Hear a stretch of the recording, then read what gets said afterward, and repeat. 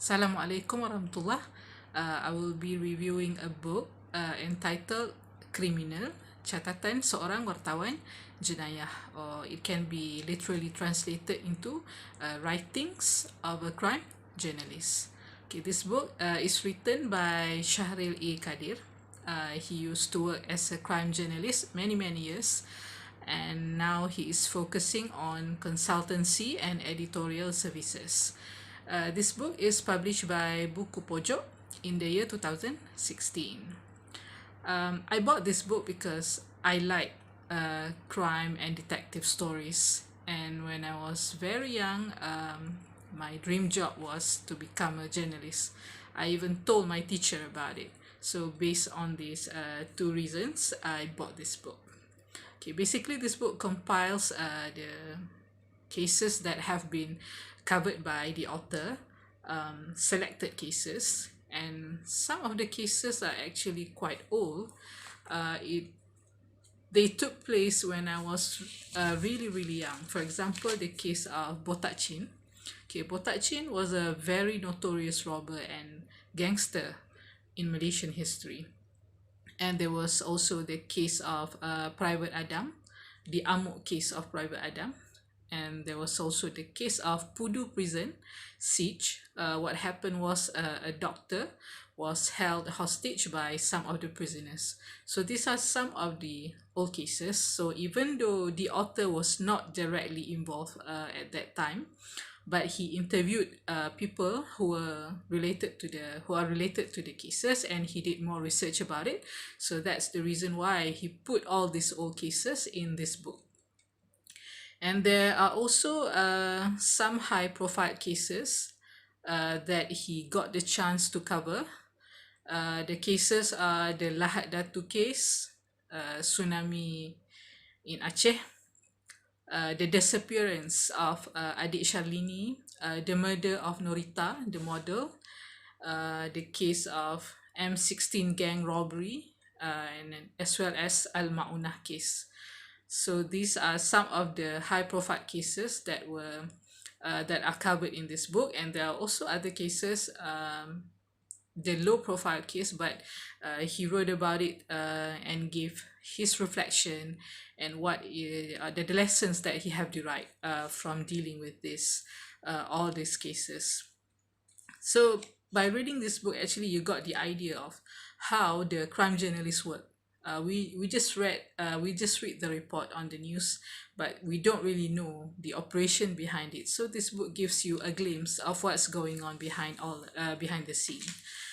Well, to be honest, while reading this book, halfway, I had become quite disturbed, and I also had become upset reading all these crime cases. So I decided to stop for a while, and after a month or two, when I felt that I was ready mentally and physically, I continued reading the book, and Alhamdulillah, and this time I managed to finish the book. I think the reason why I'm quite disturbed by reading all these crime cases is because actually most of us, normal citizens, we can't really relate with all the crimes that happen around us, because we just read about it or watch about it on the news. But these crime journalists, they actually face these horrific incidents on a daily basis.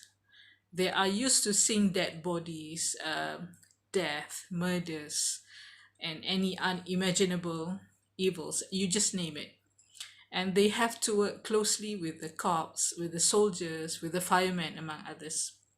So when I read this book, it feels like watching crime dramas or movies, but the difference is that when we watch dramas or movies, we know it's acting, even though the stories may be based on the true events. But by reading this, it feels different.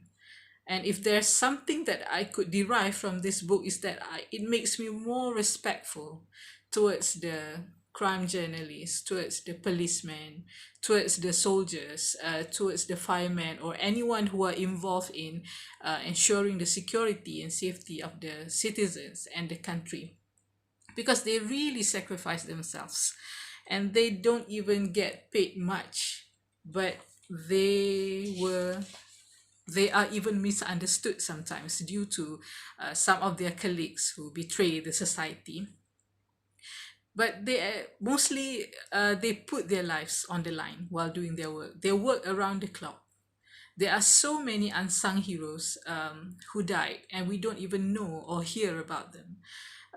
The instance is the author mentioned about the firemen who work on putting out the fire in our neighboring country, and as an effect of that job, some of them actually died. I never heard of this story, so this kind of stories really affect me emotionally and makes me salute them more.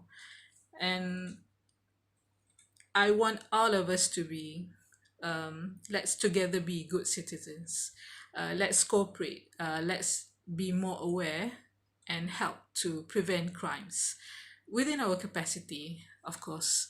And last but not least, please buy this book. I'm sure and I hope that it will give you some revelation like what it did to me.